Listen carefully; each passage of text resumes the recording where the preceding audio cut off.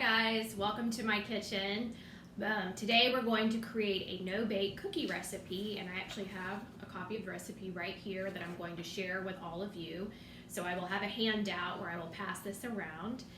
Before we start today and get going with our cooking adventure, I want to do a little bit of introductions. First, I'll start with myself. I am a student currently enrolled at Cincinnati State in the occupational therapy department. And the purpose of this group is going to be stress management. So I currently work as a rehab tech in a skilled nursing facility. So I work with a lot of seniors, and right now, as everyone knows, with the current situation with COVID-19, a lot of those individuals are not able to see their family members. So there's a lot of isolation and people just kind of getting down, a little bit depressed. So I wanted to kind of do something to maybe boost their spirit. So I thought this would be a great idea for a group. The purpose of this group, again, is going to be to manage our stress and to find different ways we can deal with that. So one of the ways I deal with it is through baking. So as you guys can kind of see here, I'm sorry, screen's not super wide. I have a lot of sugar and cocoa powder, vanilla, things we're all going to use today for our recipe. And baking is something that I use to manage my stress whenever I'm stressed out about school or just something maybe in my personal life. I often come to the kitchen to bake. I love sweets, first of all, but so that's a plus. It's always a reward to cook something sweet, but it kind of just helps me sort of lose myself in the process, and then I have a tendency to forget about whatever it is that's stressing me out, at least for a few minutes. So before we get going with the cooking, I want the group to introduce themselves to each other. Just say your name and a couple things about ourselves that we can share. I thought it would be kind of fun for an icebreaker today to maybe say what our favorite comfort foods are, and perhaps maybe share a memory that you have from your lifetime where you've been in the kitchen and it's been memorable, whether it's been a birthday or a holiday you were with, maybe a loved one that's even passed on, or you know, this is something you've done recently with your family. Something for me, I always remember growing up is being in the kitchen with my grandmothers. They're both very Southern. You know, living in Georgia, I wish I'd paid more attention to them cooking when I was growing up. But one thing I always remember my grandmother doing when we went to visit her is she would have fresh oranges in her kitchen, and she had this special contraption that she would use, and we would squeeze fresh orange juice. And I just, as a kid, thought that was like the coolest thing ever. So that's something I remember growing up when I was in the kitchen. And definitely one of my favorite comfort foods, anything chocolate. I love chocolate. I love bread too, so I actually make a lot of my own sourdough. I don't know if you can kind of see it over there in that little clear cake stand, but those are just some things about myself, some things I enjoy doing, and one of the reasons I thought maybe other people might like to do cooking too. And even if you hate cooking, you don't like it, then maybe, you know, everybody likes a sweet treat sometimes, so you can just enjoy the recipe, but or enjoy eating, I should say. But let's get started. So I've got everything kind of laid out. I know it's kind of hard to see on the screen, but we're going to start by combining our sugar, which is here in this container. I'm reading the recipe as we go. I've got some milk and then butter, and I've actually got the butter in this little container because I wanted it to soften. So, and I'll make sure everybody gets a copy of this recipe. I'll attach that at the end. So we'll start first by measuring the sugar, and that's 1 3/4 cups. So I'm going to do that real quick. And kind of as we're going along today and we're cooking and we're measuring, you know, we can be talking kind of amongst ourselves and just sort of enjoying the process. And something I thought would be kind of fun to talk about today would just be maybe some things we're grateful for. I know it's a different time right now, but some things I'm grateful for is not having to commute right now, and not having to set an alarm every morning and worry about, oh my gosh, what am I gonna eat for lunch the next day because I'm home. So as tired as I get sometimes of cooking, I'm enjoying not having to meal prep and just kind of the slower pace of the mornings and just kind of easing into things. So I know as a group of maybe there's some things you guys could share that you're grateful for. Some other things I was thinking would be fun to share would be maybe ways that you show kindness to yourself. And you know, some self-care that you've been able to have maybe some more time doing right now, or ways other people have shown you kindness. I know my best friend has dropped things off on my porch for me. She knows I'm by myself, so if she cooks extra, she'll bring something over like stuffed shells. And so it's something, if I'm not ready to eat right away, I could freeze it. Or she'll be putting in a big order for Costco, and she'll text me and say, hey, Mara, do you need anything? You know, want to jump in on our order, so we can share the cost of delivery fees. So I'm grateful for those things, and those kindnesses that have been shown to me, and I try to do the same in return. And again, one of the ways I show kindness is by baking. So if I bake something, and again, because I'm by myself and I have extra, then I take stuff over to her. So it's kind of a reciprocal relationship. But I feel like in a group, you can kind of, you know, get to know people and talk about things that you're grateful for, or something kind somebody's done for you, and that kind of helps us to sort of just exhale, you know, and just be able to kind of share those things with each other. So, all right, we've got the sugar in our bowl, and then I'm going to also add 1/2 cup of milk to that. So feel free, like I said, as we're kind of going along here, for people to share, you know, those kindnesses, things they're grateful for. Gosh, what else are good things to share? Things you're interested in, just some interest you have in leisure activities, something other than cooking perhaps. Like maybe you used to like to go play golf, or I don't know, goodness, I'm trying to think of other things I like to do. I love spending time with my dogs, going to the park, going hiking, doing things like that. So, all right, so we've got our milk and sugar combined so far, and now I'm going to add the butter. It's 1/2 cup of butter, or 1 stick, so I'm going to put that in our bowl here.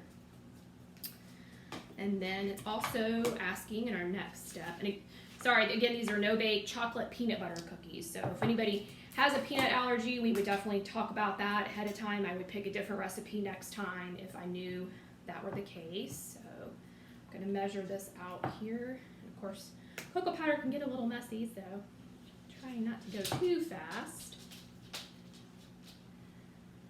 And you might see my pets that I mentioned that I love spending time with here in the video in just a moment. I don't know if you can see them, but you might be able to hear them.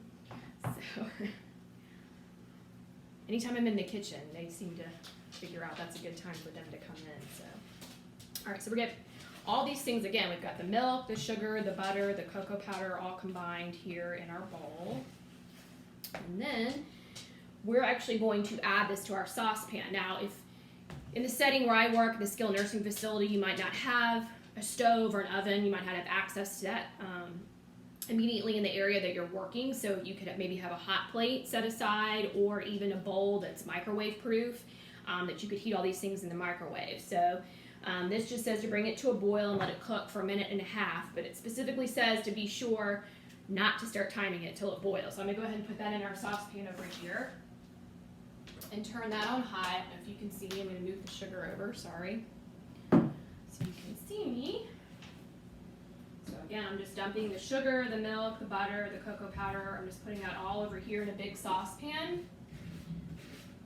Hopefully you guys can see that.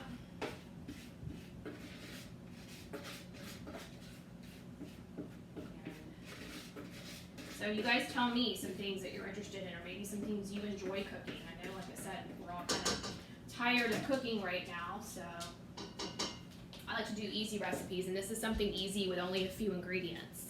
So, okay, so we've got that. So now, I'm gonna put this aside over here with that. Okay, so, and then in our setup too, I did wash my hands before this. Sorry, I didn't show that on the video, but I've got hand sanitizer handy, I've got extra towels, I've got paper towels, and over here to my left is my sink. Now you guys can't see that on the video, I apologize. With hand soap, towels, paper towels. So before we even got started, I would definitely have had everybody wash their hands like I did. And then, like I said, I've got hand sanitizer handy so that throughout the recipe, if it gets a little messy, then you can have access to that. So, okay, so now we're gonna combine the peanut butter, the oats, and the vanilla. So this really only has about 6 ingredients total, so it makes it pretty easy. I've got a big jar of quick cooking oats here. So I'm gonna open that up. And now we need 3 cups of oats. So I'm going to measure that out. Yes, just double checking myself. So 1.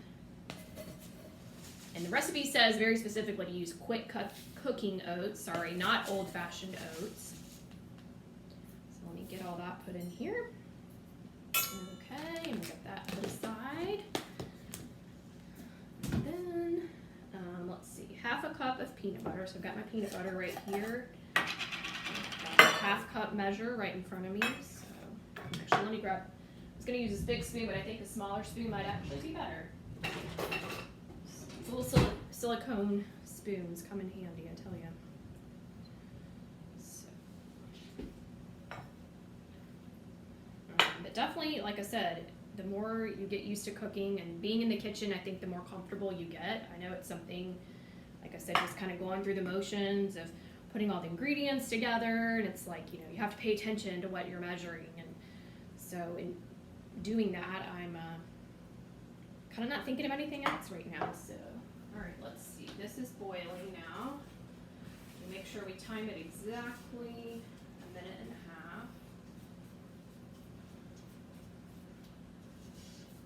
So I know it's kind of hard to see that I'm stirring from over here, so sorry about that, you guys. So I've got my phone handy with the timer set, so move this milk out of the way so you guys can see a little better, perhaps. Alright. Sometimes I get a little distracted, of course, when you're talking and cooking at the same time.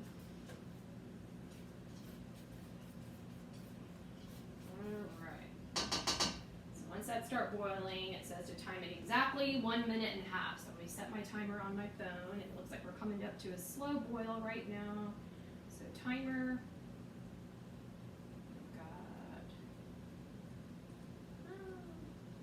Should have done this ahead of time, my apology. 1 minute and 30 seconds, starting now. And I'm gonna keep stirring just to make sure it doesn't stick to the pan. It's got sugar in it, we definitely don't want it to burn. But again, like I said, if you didn't have a stove, you could use a hot plate, or you could even probably do this in a microwave. I've always done it with a stove method, so I haven't tried it in the microwave, but you have to get creative sometimes depending on the facility that you're in. I know where I'm at, we do have access to a kitchen, so that's kind of nice when you're planning these types of activities.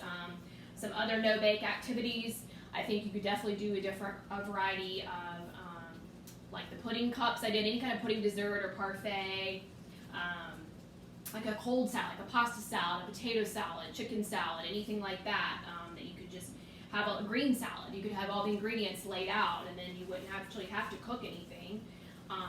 So that would be perfect for that type of setting. And again, I'm usually working with seniors, so again, they're very isolated from their families right now, so you know, you kind of get depressed when you can't be around your family. So I just thought bringing them together as a group, having that social interaction would be something. And you know, right now I know, you know, they have to do a lot of things independently from each other, and you know, but once we can start groups again, I think this is a great way to do that. So okay, so that's done. So peanut butter, oats, vanilla, we've got all that combined right here. And we're going to combine the oats and the peanut butter with our chocolate, so I'm going to take them over here. That was my timer going off, so hopefully you guys can still see me. Alright, so I'm just going to add the peanut butter to the chocolate, sugar, butter mixture. And we're going to stir that in, along with 3 cups of oats that we measured out. Like I said, hopefully you guys can see this. Sorry, I apologize, my back is to the camera right now. Alright, just trying to get all the peanut butter out of here. Alright. And again, using all plastic utensils and things like that, you know, we would count all of our utensils and bowls and everything that we're using before we started cooking today, and that when we set everything up, and then we would also count it again at the end just to make sure that nothing's missing. So, all right, now we've added our peanut butter, and stir that in, and then I'm gonna, while I add the oats,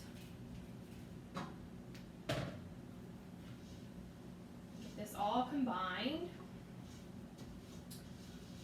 I've never actually videoed myself before doing a cooking, so I kind of feel like I have my own fake cooking show right now. So I feel a little silly, but at the same time, this is something I really enjoy doing. So thank you. I appreciate your guys' time and for bearing with me. It's interesting doing things when you live by yourself, so I have to kind of get creative sometimes. All right, and now for the last ingredient, we're gonna add some vanilla, and I believe we just need a teaspoon of that. So I've got my teaspoon handy right here. And then we're gonna add that, and that is it. That's the last ingredient. So it's pretty simple. You guys can see, just oats, peanut butter, vanilla, sugar, milk, chocolate, and that was it. And we're done. So the only cooking involved was just, heating the chocolate and the sugar and the butter almost just till it melted, pretty much. So we got that all stirred up. And this is still really warm. Of course. So I'm going to bring this over here. I've got some towels I'm going to put this on. And I don't know if you guys can see in the video or not, but I have a sheet tray lined with wax paper. I did that at the beginning. Because the recipe, after we combine the ingredients, you literally just remove everything from the heat and then drop by teaspoonfuls onto the wax paper until they harden. And that's it. You don't have to bake them in the oven or anything. So after I get these on to the tray, there's a few questions I wanted us to ask you guys. And I've got a little list right here of some questions I thought would be good to ask the group. So as we're waiting on the cookies to set, and I'll start dropping those onto the cookie sheet here. So let me grab my little cookie scoop. Got that handy. So we're just going to start dropping these onto the wax paper. All right, if you guys can see that, hopefully you can on the video. Okay, and as we do that, I just kind of wanted to converse with the group a little bit and ask you guys what happened during the activity exactly. If anybody wants to volunteer, that would be great. To volunteer kind of their recall, so to speak, of what happened during the activity.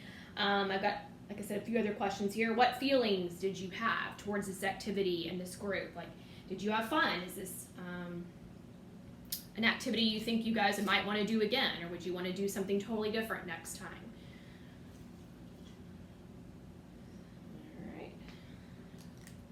Keep going with our cookies here.